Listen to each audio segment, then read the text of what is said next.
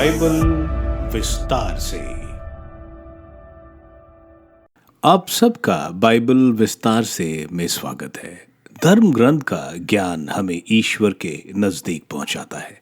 धर्म ग्रंथ कहता है कि ईश्वर ने इंसान को बनाया ताकि वो ईश्वर को जान सके और एक रिश्ता बना सके।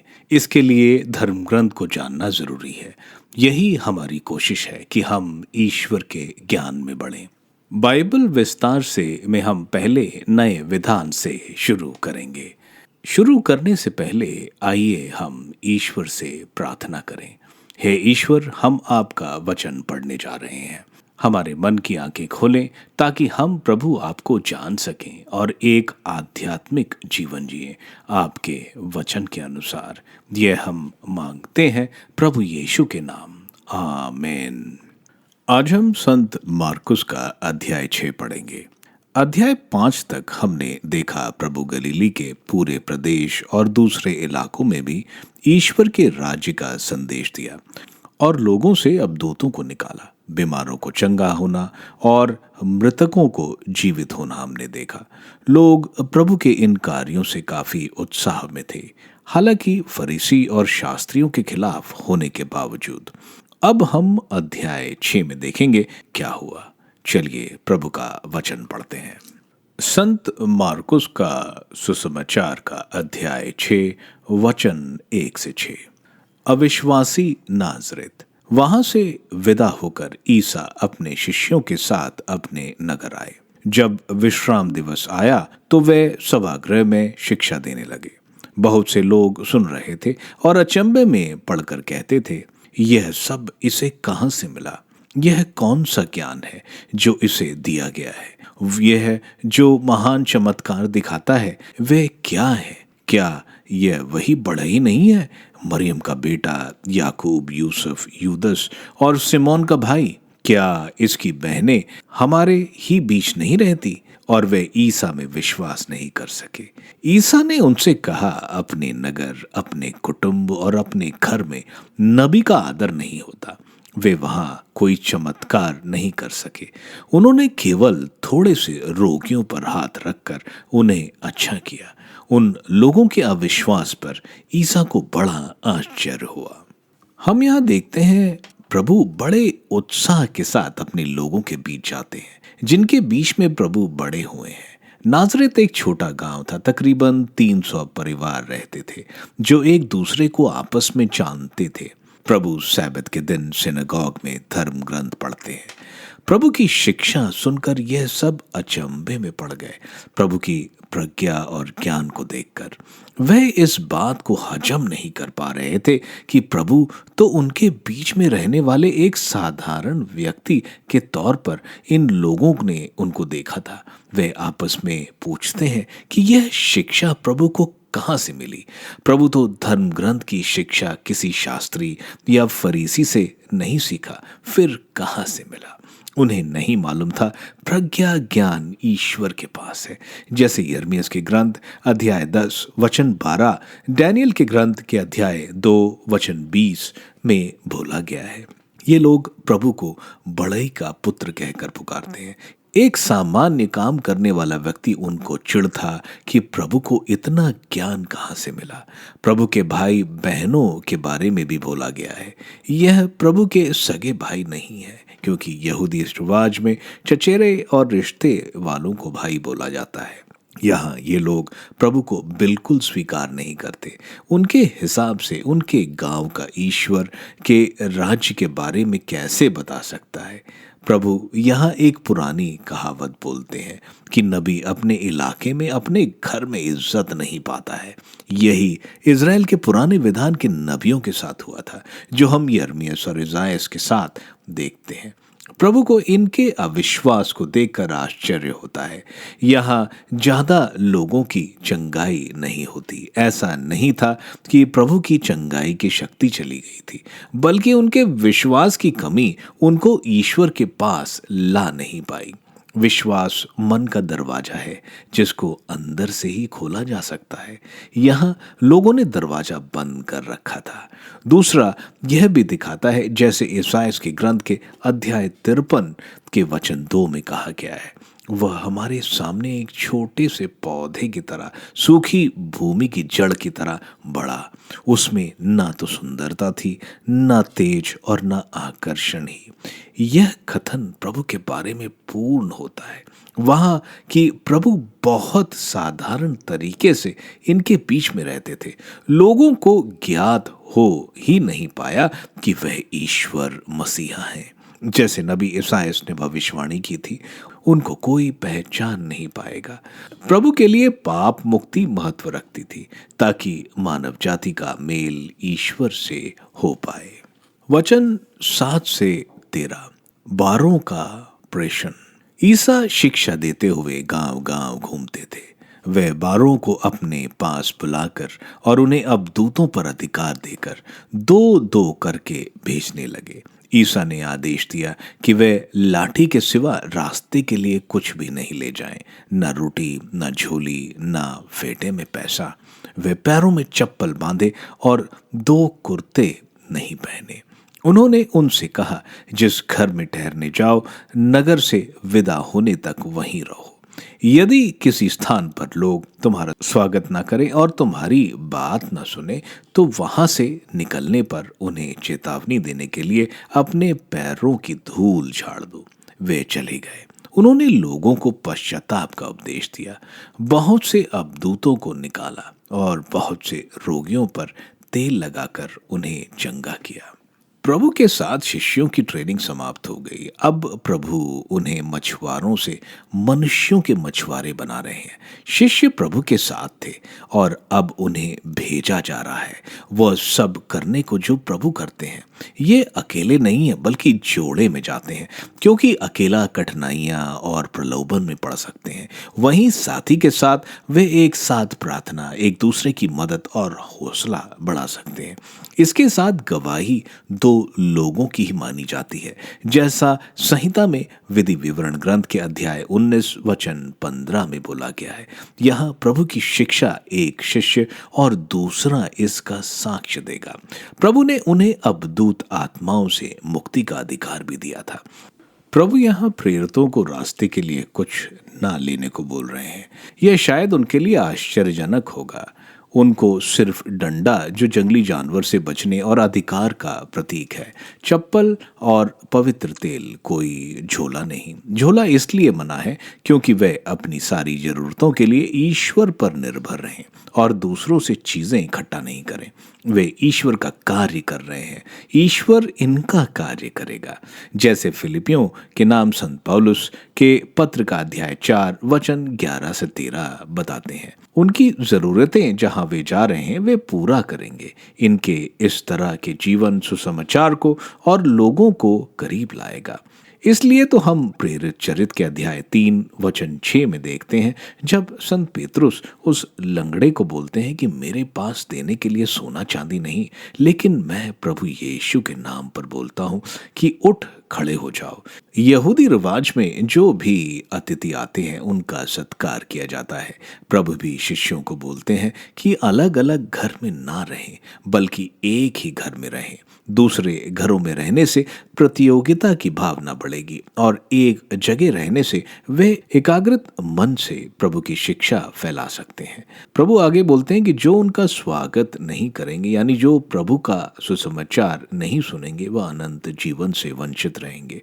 इसलिए जो शिष्यों का स्वागत नहीं करते, प्रभु उनको अपने पैरों की धूल छिड़क कर जाने को बोलते हैं। यहूदी जब अन्य जातियों के प्रदेशों से चलकर अपने प्रदेश पर पहुंचते थे, तो वह अपने प्रदेश घुसते ही वो पैरों की धूल, मिट्टी झाड़ते थे, क्योंकि यहूदी अन्य जातियों के इलाके की मिट्टी को अपवित्र मानते थे। यह करना उन गांवों को संदेश देगा उनका क्या होने वाला है अंतिम न्याय के दिन। यह शिष्यों का मनोबल भी बढ़ाएगा कि उन्हें ऐसी प्रतिक्रिया से कोई फर्क नहीं पड़ना चाहिए। उन्हें अपना कार्य आज्ञाकारिता के साथ करना चाहिए, तो उसकी सफलता ईश्वर के हाथ पर छोड़नी चाहिए। हम देखते हैं शिष्य पापों से पश्चाताप का संदेश बोल रहे हैं। यह सबसे महत्वपूर्ण संदेश है। पछतावा नहीं तो पाप क्षमा नहीं, और पाप क्षमा नहीं तो मुक्ति नहीं। यही शिष्य कर रहे थे, लोगों को पछतावा और पूरे हृदय का परिवर्तन प्रभु के संदेश द्वारा कर रहे थे। पछतावा आज भी बहुत महत्वपूर्ण है, क्योंकि यही मुक्ति की शुरुआत है। आगे हम बीमारियों को दूर करने के लिए विलेपन का तेल भी देखते हैं। यह हम पहली बार सुसमाचार में हमें बताया गया है। वचन 14 से 29। हेरोद और ईसा। हेरोद ने ईसा की चर्चा सुनी, क्योंकि उनका नाम प्रसिद्ध हो गया था। लोग कहते थे, यूहन्ना बपतिस्ता मृतकों में से जी उठा है, इसलिए वह ये महान चमत्कार दिखा रहा है। कुछ लोग कहते थे, ये एलियास है। कुछ लोग कहते थे, यह पुराने नबियों की तरह कोई नबी है। हेरोद ने यह सब सुनकर कहा, यह यूहन्ना ही है, जिसका सिर मैंने कटवाया है और जो जी उठा है। यूहन्ना बपतिस्ता की हत्या। हेरोद ने अपने भाई फिलिप की पत्नी हेरोदियस के कारण यूहन्ना को गिरफ्तार किया और बंदी गृह में बांध रखा था, क्योंकि हेरोद ने हेरोदियस से विवाह किया था। और यूहन्ना ने हेरोद से कहा था, अपने भाई की पत्नी को रखना आपके लिए उचित नहीं है। इसी से हेरोदियस यूहन्ना से बैर करती थी और उसे मार डालना चाहती थी, किंतु वो ऐसा नहीं कर पाती थी, क्योंकि हेरोद यूहन्ना को धर्मात्मा और संत जानकर उस पर श्रद्धा रखता और उसकी रक्षा करता था। हेरोद उसके उपदेश सुनकर बड़े असमंजस में पड़कर जाता था, फिर भी वह उसकी बातें सुनना पसंद करता था। हेरोद के जन्मदिवस पर हेरोदियस को एक सुअवसर मिला। उस उत्सव के उपलक्ष्य में हेरोद ने अपने दरबारियों, सेनापतियों और गलीलिया के रईसों को भोज दिया। यह अवसर पर हेरोदियस ने बेटी से अंदर जाकर नृत्य किया और हेरोद तथा उसके अतिथियों को मुग्ध कर लिया। राजा ने लड़की से कहा, जो भी चाहो मुझसे मांगो, मैं तुम्हें दे दूंगा। और उसने शपथ खाकर कहा, जो भी मांगो, चाहे मेरा आधा राज्य ही क्यों ना हो, मैं तुम्हें दे दूंगा। लड़की ने बाहर जाकर अपनी माँ से पूछा, मैं क्या मांगू? उसने कहा, यूहन्ना बपतिस्ता का सिर। वह तुरंत राजा के पास दौड़ती हुई आई और बोली, मैं चाहती हूँ कि आप मुझे इसी समय थाली में यूहन्ना बपतिस्ता का सर दे दें। राजा को धक्का लगा, परंतु अपनी शपथ और अतिथि के कारण वह उसकी मांग अस्वीकार करना नहीं चाहता था। राजा ने तुरंत जल्लाद को भेजकर यूहन्ना का सिर ले आने का आदेश दिया। जल्लाद ने जाकर बंदी गृह में उसका सिर काट डाला और उसे थाली में लाकर लड़की को दिया, और लड़की ने उसे अपनी माँ को दे दिया। जब यूहन्ना के शिष्यों को इसका पता चला तो वे आकर उसका शव ले आए और उन्होंने उसे कब्र में रख दिया। हम यहाँ हेरोद को देखते हैं। यह राजा हेरोद नहीं है जिसने मंदिर की मरम्मत कराई थी और प्रभु के जन्म के समय छोटे बच्चों को मरवाया था। यह हेरोद एंटिपस है, जो 4 भागों में से एक भाग गलीली का, उसका और पेरिया का राजा था।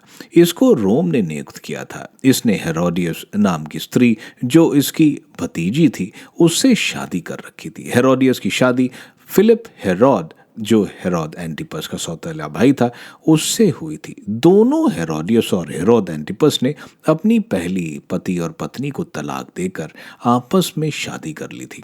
हेरोद का परिवार बहुत विवादात्मक परिवार था। प्रभु के शिष्यों की ख्याति सुनकर कुछ लोग कहते थे कि यूहन्ना बपतिस्ता जी उठे हैं। यहूदी पुनरुत्थान विश्वास करते थे, इसलिए ऐसी बात चल रही थी। कुछ बोलते थे कि प्रभु एलीजा हैं, कुछ बोलते थे कि वे पुराने विधान के नबियों में से हैं। लेकिन प्रभु तो वो नबी हैं जिनके बारे में मूसा ने बोला था और कहा था कि जो भी ईश्वर के लोगों को बताना चाहेंगे वे उन्हें बताएंगे। उनकी सुनो, जो विधि विवरण के ग्रंथ के अध्याय 18 वचन 18 में बोला गया है। लेकिन उन लोगों ने प्रभु को नहीं पहचाना और मूसा की बात नहीं सुनी। यहाँ हम बीते हुए समय की तरफ ले जाया जा रहा है, जब यूहन्ना बपतिस्ता ने हेरोद से विरोध किया और कहा कि वो अपने भाई के पत्नी के साथ नहीं रह सकता।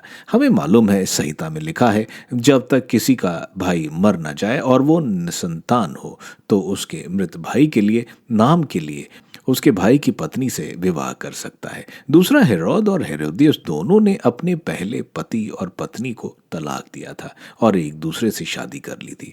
इस विरोध को देखकर हेरोदियस संत यूहन्ना बपतिस्ता को बहुत गुस्सा थी और उसको मरवाना चाहती थी। हेरोद अपने पत्नी के गुस्से की वजह से संत यूहन्ना को कैद में डाल देता है, लेकिन मन ही मन वो संत यूहन्ना को पसंद करता था। उसकी नीतिपूर्ण बातें उसके हृदय को झंझोड़ती थीं। अब हेरोद अपने जन्मदिन पर एक पार्टी रखता है जिसमें वो प्रदेश के वरिष्ठ लोगों, अफसरों को न्योता देता है।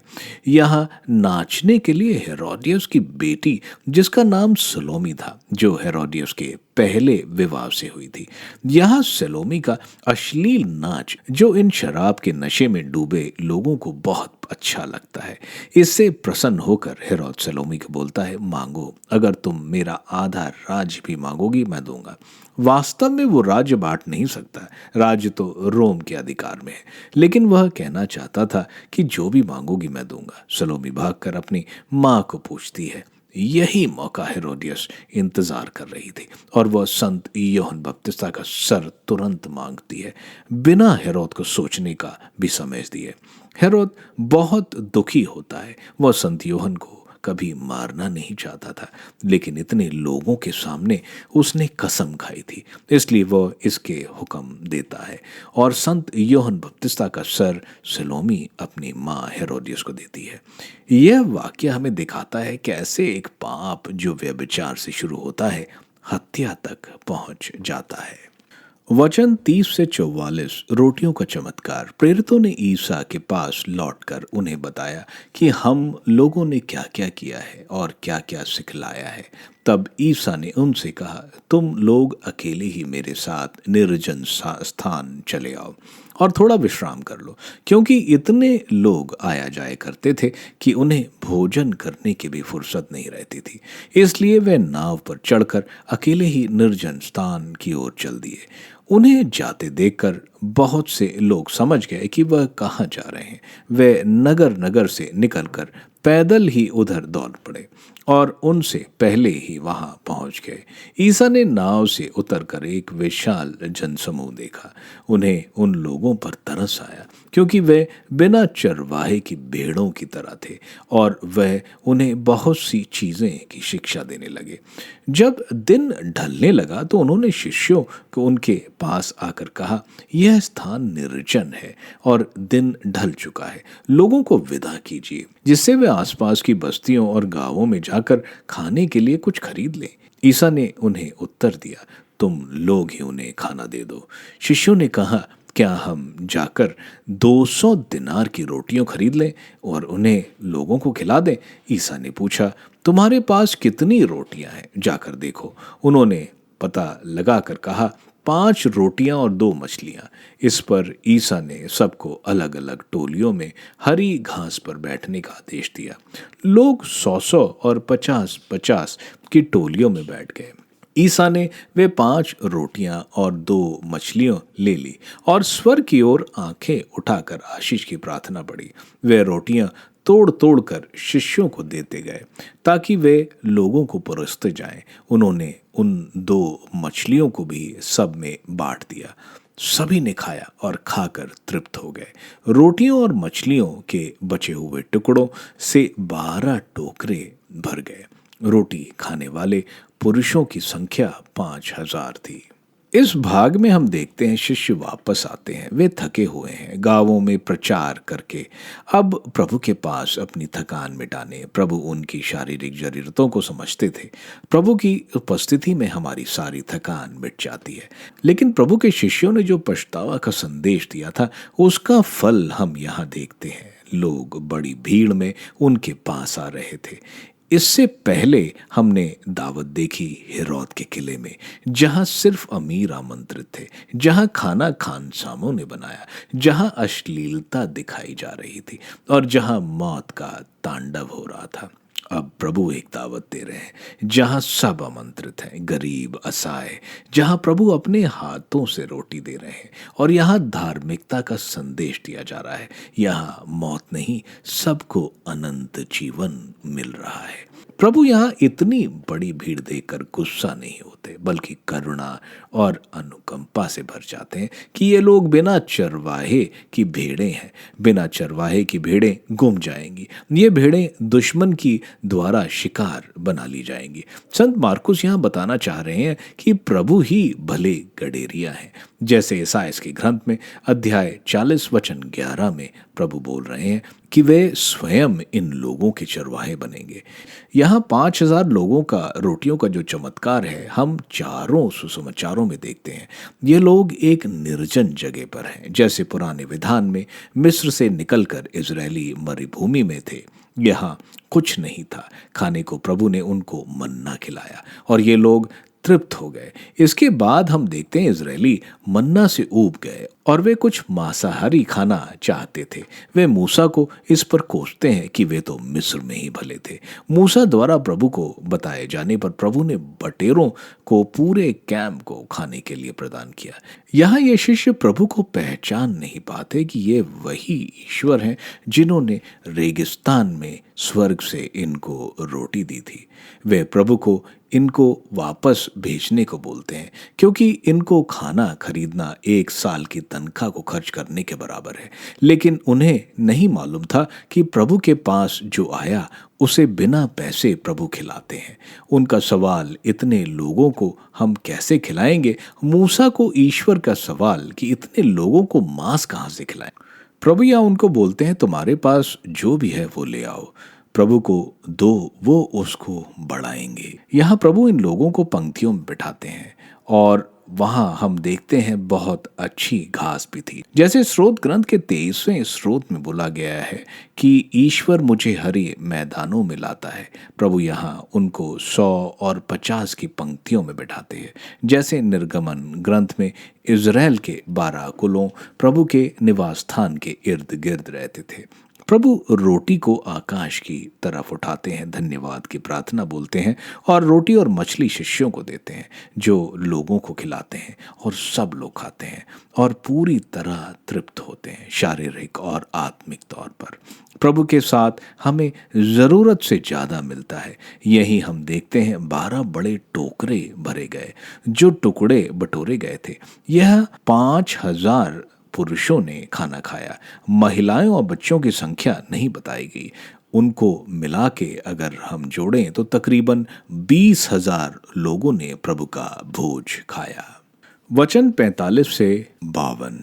ईसा समुद्र पर चलते हैं। इसके तुरंत बाद ईसा ने अपने शिष्यों को इसके लिए बाध्य किया कि वे नाव पर चढ़कर उनसे पहले उस पार बेतसैदा चले जाएं। इतने में वे स्वयं लोगों को विदा कर देंगे। ईसा लोगों को विदा कर पहाड़ी पर प्रार्थना करने गए। संध्या हो गई, नाव समुद्र के बीच में थी और ईसा अकेले स्थल पर थे।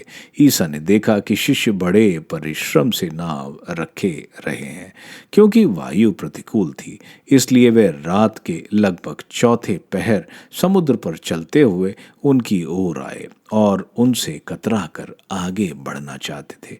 शिष्यों ने उन्हें समुद्र पर चलते देखा। वे उन्हें प्रेत समझकर चिल्ला उठे, क्योंकि सब के सब उन्हें देखकर घबरा गए। ईसा ने तुरंत उनसे कहा, ढारस रखो, मैं ही हूँ, डरो मत। तब वे उनके पास आकर नाव पर चढ़े और वायु थम गई। शिष्य आश्चर्यचकित रह गए, क्योंकि वे अपनी बुद्धि की जड़ता के कारण रोटियों के चमत्कार का अर्थ नहीं समझ पाए थे।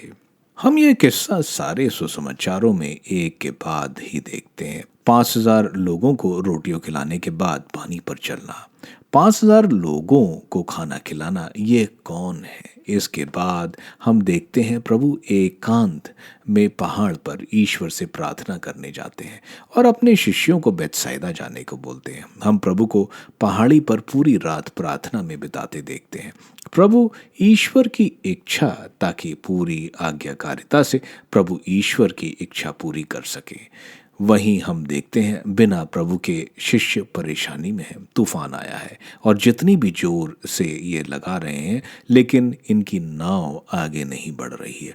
वे तूफान में तकलीफ में हैं जो प्रभु देखते हैं। प्रभु सवेरे तकरीबन 3 से 6 के बजे के बीच में समुद्र पर चलते हैं। समुद्र पर सिर्फ ईश्वर ही चल सकते हैं, जैसा अय्यूब के ग्रंथ के अध्याय 9 वचन 8 में बोला गया है। ईश्वर ही समुद्र के लहरों पर चलते हैं।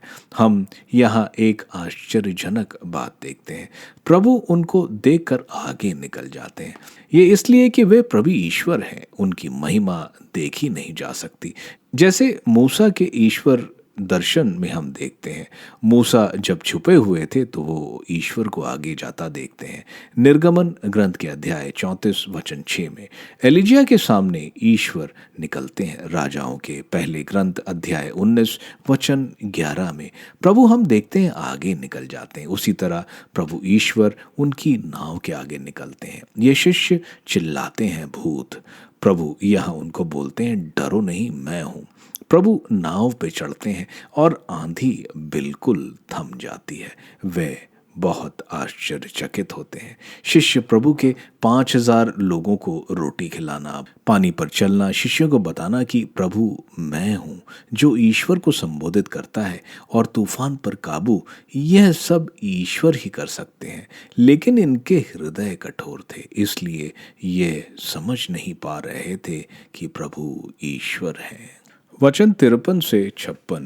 समुद्र के उस पार गेनसरेत पहुंचकर उन्होंने नाव किनारे लगा दिए। ज्यों ही वे भूमि पर उतरे, लोगों ने ईसा को पहचान लिया और वे उस सारे प्रदेश में दौड़ते हुए आए। जहां कहीं ईसा को पता चलता था, वहां वे चारपाइयों पर पड़े रोगियों को उनके पास ले आते थे। गांव, नगर या बस्ती, जहां कहीं भी ईसा आते, वहां लोग रोगियों को चौकों पर रखकर अनुनय विनय करते थे कि वह उन्हें अपने कपड़े का पल्ला भर छूने दे। जितनों ने उनका स्पर्श किया वे सब के सब अच्छे हो गए। यहाँ हम देखते हैं वे गेनरेसत पहुंचते हैं। गेनरेसत कफरनहूम के दक्षिण में है। वहां पहुंचते ही लोगों की भीड़ चंगाई के लिए इकट्ठा होती है। सब एक दूसरे को प्रभु के बारे में बता रहे हैं। प्रभु हर गांव, कस्बे, बाजार, गलीले के पूरे प्रदेश में लोग प्रभु की चंगाई की गुहाई लगाते हैं। यहाँ हम देखते हैं लोग प्रभु का पल्ला भी पकड़कर चंगे हो रहे थे। मूसा ने इजरायलियों को पल्ला पहनने को बोला था, विधि विवरण ग्रंथ के अध्याय 22 वचन 12 में, ताकि वे हमेशा ईश्वर की आज्ञाओं का स्मरण कर सकें। यहाँ शारीरिक चंगाई उन्हें मुक्ति की तरफ ले जा रही है। आप सबका बाइबल विस्तार से सुनने के लिए धन्यवाद। प्रभु का वचन आपको बहुत आशीष देगा। यह पठन हम हर हफ्ते बुधवार और शनिवार को करेंगे। मैं आप सबसे विनती करता हूं कि आप इसको दूसरों को शेयर करें।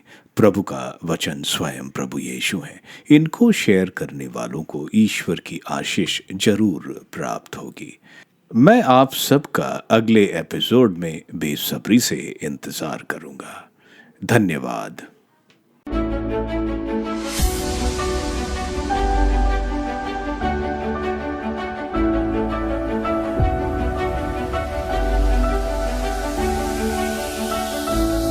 बाइबल विस्तार से।